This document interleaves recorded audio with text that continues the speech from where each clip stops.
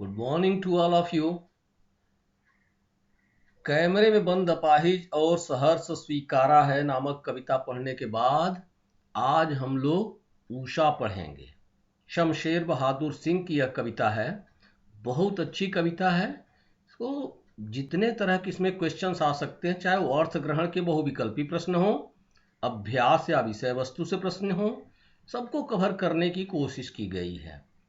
भाव स्पष्ट हो जाने पर ये सारी चीजें अपने आप स्पष्ट हो जाती हैं।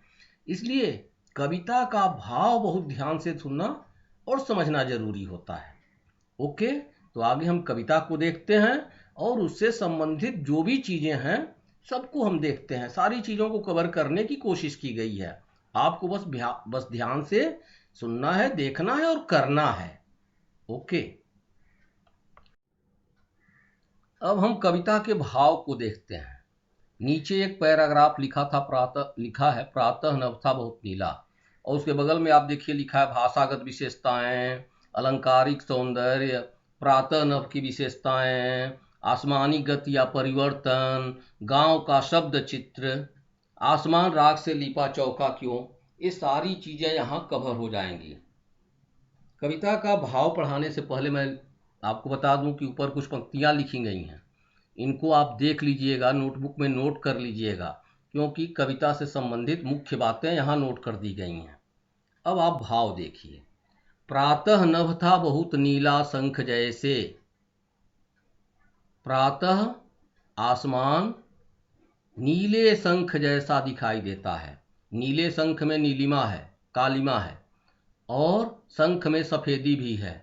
तो यहाँ देखिए बगल में मैंने लिखा है श्वेत स्याह का अद्भुत मिश्रण। स्याह मतलब कालिमा, तो श्वेत स्याह का अद्भुत मिश्रण उस समय दिखाई देता है। रात की कालिमा रहती है और धीरे धीरे उषा के आने के साथ ही आसमान में उजास फैलता जाता है, आलोक फैलता जाता है। आलोक के कारण श्वेत यानी सफेदी दिखाई देती है। तो श्वेत स्याह का अद्भुत मिश्रण उस समय दिखाई देता है। तो प्रातः आसमान नीले शंख जैसा दिखाई देता है, उस समय उसमें श्वेत स्याह का अद्भुत मिश्रण होता है। भोर का नभ राख से लीपा हुआ चौका। भोर का नभ राख से लीपे हुए चौके के समान दिखाई देता है। ब्रैकेट में लिखा है अभी गीला पड़ा है। अभी गीला पड़ा है ब्रैकेट में लिख करके, कोष्टक में लिख करके उस वस्तु स्थिति को स्पष्ट किया गया है कि वह चौका कैसा है। अभी गीला है, सूखा नहीं है। राख से लिपा हुआ चौका सूख भी सकता है, लेकिन अभी उसकी वस्तु स्थिति क्या है कि वह गीला पड़ा है। तो भोर का नभ राख से लिपे हुए चौके के समान दिखाई देता है। अब सवाल यहाँ उठेगा कि भोर के नभ को राख से लिपा हुआ चौका क्यों कहा गया है, या आसमान को राख से लिपा हुआ चौका क्यों कहा गया। बहुत सुंदर प्रश्न है। तो आप देखिए, राख से लीपने के बाद चौका क्या है, गीला है।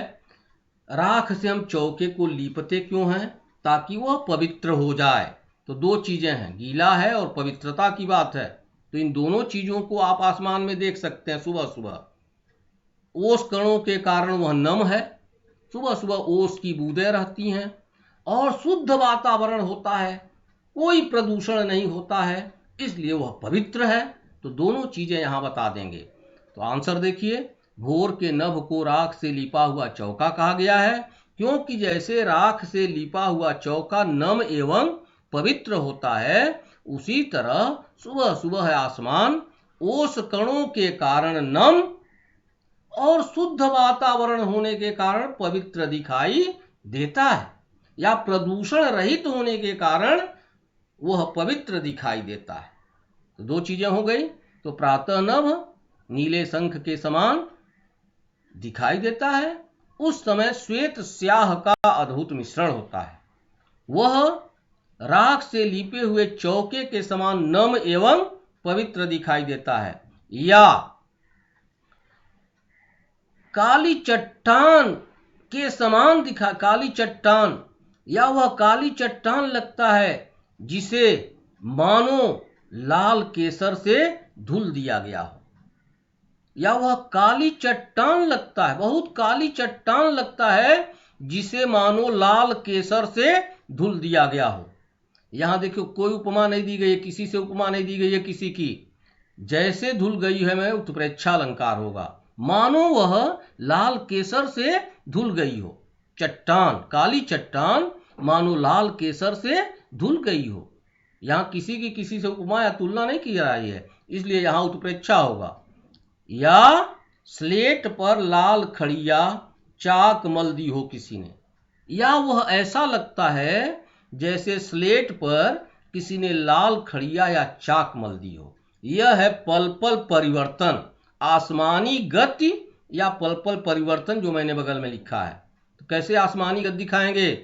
प्रातःनभ नीले शंख के समान दिखाई देता है, या वह राख से लीपे हुए चौके के समान प्रतीत होता है, या ऐसी काली चट्टान के समान दिखाई देता है जो मानो लाल केसर से धुल गई हो, या वह स्लेट जैसा लगता है, उस स्लेट के समान दिखाई देता है जिस पर किसी ने लाल खड़िया या चाक मल दी हो। यह भाव हुआ। तो दो प्रश्न इसमें हैं। जैसा कि मैंने बताया था, गांव का शब्द चित्र। गांव का शब्द चित्र क्यों बेटा बताइए? गांव का शब्द चित्र क्यों? गांव का शब्द चित्र बताया गया है ऊपर कि आसमान में होने वाले परिवर्तन को धरती पर होने वाले परिवर्तन से जोड़कर दिखाया गया है। सुबह सुबह गांव में भी हलचल दिखाई देती है, गांव में भी एक गति दिखाई देती है। जैसे आसमान में एक गति है, पल पल उसका बदलता हुआ सौंदर्य है, उसी तरह से गांव में भी हलचल दिखाई देती है। तो गांव का शब्द चित्र। अब काली सिल, चट्टान, स्लेट, राख से लिपा हुआ चौका, ये सब, इन सब का संबंध गांव से है। तो गांव का यहाँ शब्द चित्र आप देखेंगे। ओके। भाषागत विशेषताएं देखिए। भाषागत विशेषताएं, आप भाषा में खड़ी बोली तो देख ही रहे हैं। खड़ी बोली के साथ ही देखिए भोर, चौका, राख, ये सब। जरा देखिए, जरा उर्दू का शब्द है। खड़िया, चाक, तो ये सब देशज शब्द भी हैं। तो भाषा में क्या आपने देखा? नंबर 1, खड़ी बोली के साथ साथ, खड़ी बोली के साथ साथ तद्भव, तत्सम, देशज, उर्दू आदि सभी शब्दों का प्रयोग हुआ है। और सबसे बड़ी बात उसमें जो लिखा गया ऊपर, नवीन बिंबों, नवीन उपमानों और नवीन प्रतीकों का प्रयोग हुआ है। और एक चीज, मुक्त छंद आप जानते ही हैं, कोई छंद नहीं है, पंक्तियां मुक्त छंद हैं किंतु तुक, लय एवं प्रवाह विद्यमान है। 3 विशेषताएं हो गई भाषा की। ओके। भाषा में खड़ी बोली का प्रयोग हुआ है, तद्भव, तत्सम, देशज, उर्दू आदि सभी प्रकार के शब्द यहां देखे जा सकते हैं। भाषा में नवीन बिंबों, नवीन उपमानों और नवीन प्रतीकों का प्रयोग हुआ है। पंक्तियां मुक्त छंद हैं किंतु तुक, लय एवं प्रवाह विद्यमान है। भाषागत विशेषताएं, अलंकारिक सौंदर्य। 2 अलंकार मुख्य रूप से यहां दिखाई दे रहे हैं। प्रातः नभ की तुलना किससे की गई? शंख से की गई। तो नीला शंख जैसे में उपमा अलंकार हो गया। और यहां मानो धुल गई हो, लाल केसर से कि जैसे धुल गई हो, वहां उत्प्रेक्षा अलंकार है। उसके बाद अनुप्रास आप खोज लिया करेंगे। तो अलंकारिक सौंदर्य हो गया कि नीला शंख जैसे में उपमा अलंकार है, लाल केसर से कि जैसे धुल गई हो में उत्प्रेक्षा है। भाषा अलंकारिक सौंदर्य हो गया। प्रातः नभ की विशेषताएं यहां देखिए। 3 विशेषताएं आप देख रहे हैं। एक तो पहले ही देखा कि प्रातः नभ शंख जैसा नीला होता है, उसमें श्वेत स्याह का अद्भुत मिश्रण दिखाई देता है। नंबर 2, वह राख से लिपे हुए चौके के समान नम एवं पवित्र होता है। और तीसरा, उसमें निर्मलता दिखाई देती है। निर्मलता क्या है? किसी भी चीज को, कमरे को हम धुलते हैं तो धुलने के बाद मल मतलब गंदगी निकल जाती है। तो जब मल निकल गया तो क्या हो गया? निर्मल हो गया। तो निर्मलता, ये सारी चीजें आप नोट कर लेंगे। नेक्स्ट है आसमानी गति या परिवर्तन, जो पल पल बदलता हुआ परिवेश आपको दिखाई दे रहा है, वही आसमानी गति या परिवर्तन। तो आप कहेंगे उषा के समय आसमान में पल पल परिवर्तन दिखाई देता है, आसमान नीले शंख के समान दिखाई देता है, तो कभी वह राख से लिपा हुआ चौका लगता है। कभी वह लाल केसर से धुली हुई काली चट्टान की तरह लगता है, तो कभी ऐसी स्लेट की तरह से लगता है जैसे किसी ने लाल चाक या खड़िया मल दी हो।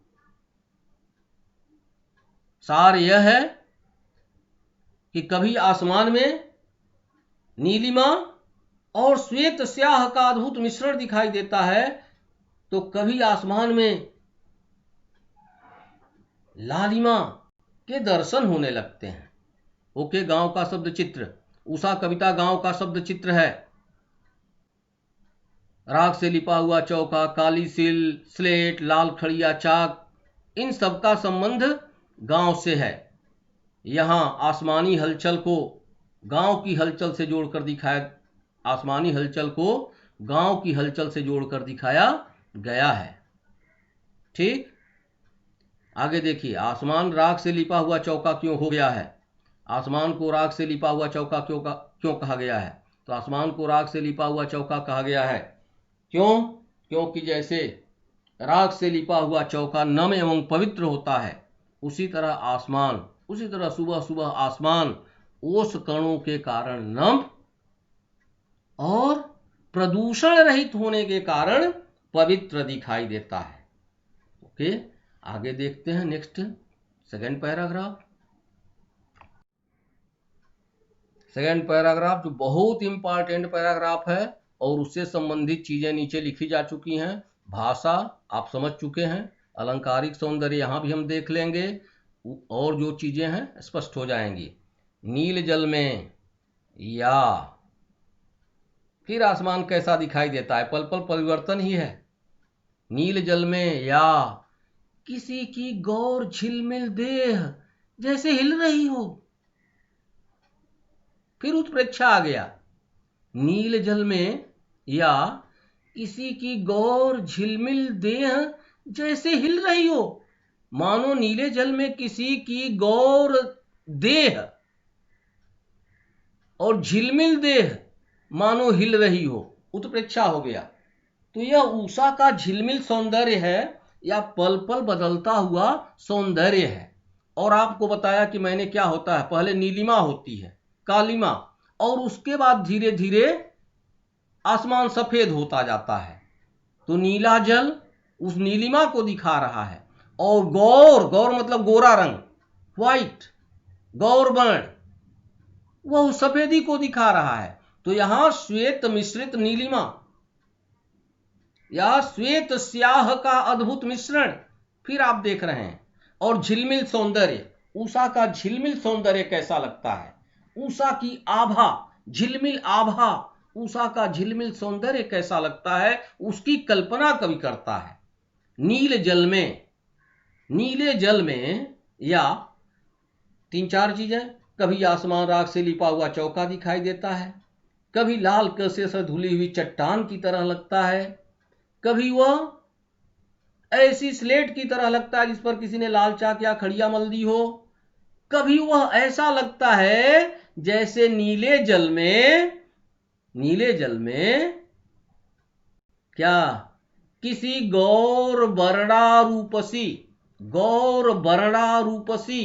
गोरे रंग की युवती, गौर वर्णा रूपसी के शरीर, देह मतलब शरीर की आभा झिलमिला रही हो। कभी उसकी आभा को देखकर ऐसा लगता है, कभी उसकी झिलमिल आभा को देखकर ऐसा लगता है जैसे नीले जल में किसी गौर वर्णा रूपसी के शरीर की आभा झिलमिला रही हो। यही भाव सौंदर्य है। उषा का झिलमिल सौंदर्य ऐसा लगता है जैसे नीले जल में किसी गौर वर्णा रूपसी के शरीर की आभा झिलमिला रही हो। और जादू टूटता है इस उषा का जादू टूटता है। जादू क्या है? जादू वाणी का जादू, रूप का जादू, रूप सौंदर्य का जादू। तो यहाँ रूप सौंदर्य का जादू है। उषा के रूप सौंदर्य का यह जादू टूटता है, सूर्योदय हो रहा है। लेकिन जैसे जैसे, यानी उषा के सौंदर्य में एक जादू भरा आकर्षण होता है। उषा के सौंदर्य में एक जादू भरा आकर्षण होता है, उस समय निर्मलता, पवित्रता, उज्ज्वलता, सब कुछ का अद्भुत मिश्रण दिखाई देता है।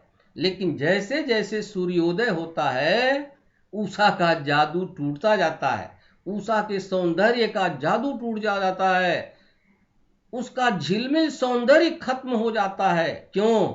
वातावरण में गर्मी फैलने के कारण, वातावरण में प्रदूषण फैलने के कारण।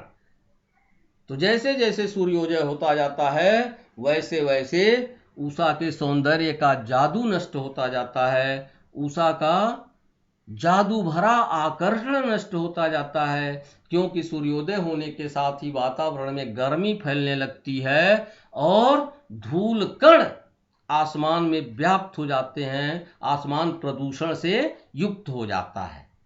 तो दो चीजें हैं, एक तो भाव सौंदर्य, इसका बहुत सुंदर है। भाव सौंदर्य की दृष्टि से देह जैसे हिल रही हो में उत्प्रेक्षा अलंकार है, बताया मैंने। तो अलंकारिक सौंदर्य यहां भी पूछा जा सकता है, इसको भी नोट कर लेंगे। उषा का जादू क्या है? उषा का पल पल बदलता झिलमिल सौंदर्य ही उसका जादू है। उस सौंदर्य का जादू भरा आकर्षण ही उसका जादू है, जिसमें रंग है, गति है और भविष्य की उजास है। तो उषा का जादू उसके सौंदर्य का जादू है, उसका पल पल बदलता झिलमिल सौंदर्य, उसका पल पल बदलता झिलमिल सौंदर्य, उस सौंदर्य का जादू भरा आकर्षण जिसमें रंग है, गति है, भविष्य की उजास है। तो उषा का जादू उसके सौंदर्य का जादू है, उसके सौंदर्य में एक जादू भरा आकर्षण है जिसमें रंग है, गति है और भविष्य की उजास है। किंतु सूर्योदय होने के साथ ही उसके सौंदर्य का जादू टूटने लगता है। सूर्योदय के साथ ही आसमान में गर्मी फैलने लगती है और वातावरण में धूल के कण व्याप्त हो जाते हैं। तो यह बहुत सुंदर प्रश्न है, उषा के सौंदर्य का जादू क्या है और उस जादू के टूटने के क्या कारण है। और भाव सौंदर्य ऊपर मैंने बता दिया। प्रातः नभ की विशेषता यहाँ उज्ज्वलता भी आ गई। तो गौर में क्या है? गौर मतलब उज्ज्वल, तो आसमान की यहाँ उज्ज्वलता दिखाई गई। अब आसमान की विशेषता कितनी हो गई?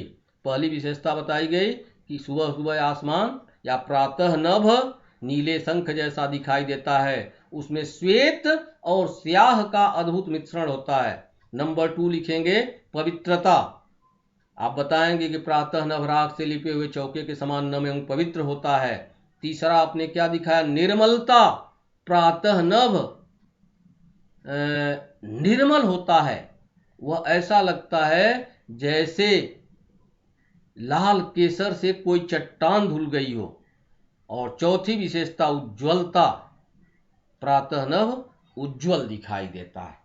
तो यहाँ उसकी विशेषता उज्ज्वलता है, क्योंकि गोरा रंग में उज्ज्वलता है। भाव सौंदर्य एक बार और देख लीजिए। उषा का झिलमिल सौंदर्य बहुत प्यारा होता है।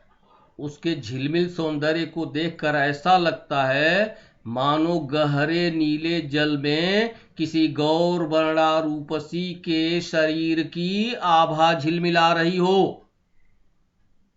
यह हो गया उषा का यह इस पंक्ति का भाव सौंदर्य। और प्रश्न हो गया उषा का जादू क्या है और उस जादू के टूटने के कारण क्या है। तो उषा का जादू उसके सौंदर्य का जादू है। उषा के समय आसमान का झिलमिल सौंदर्य आकर्षण से भरा होता है। उस आकर्षण में रंग है, गति है, भविष्य की उजास है। लेकिन जैसे जैसे सूर्योदय होता है उषा का जादू टूटने लगता है, क्योंकि सूर्योदय के साथ ही वातावरण में गर्मी बढ़ने लगती है और धूल के कण आसमान में व्याप्त हो जाते हैं। तो ये सारी चीज़ें नोटबुक में नोट कर लेंगे। मुझे पूरा विश्वास है कि यह कविता आपकी समझ में आ गई होगी। कविता से जुड़ी हुई सारी चीज़ें, जो भी पूछने योग्य प्रश्न हैं, सारी चीज़ें इसमें कवर कर ली गई हैं। Thank you.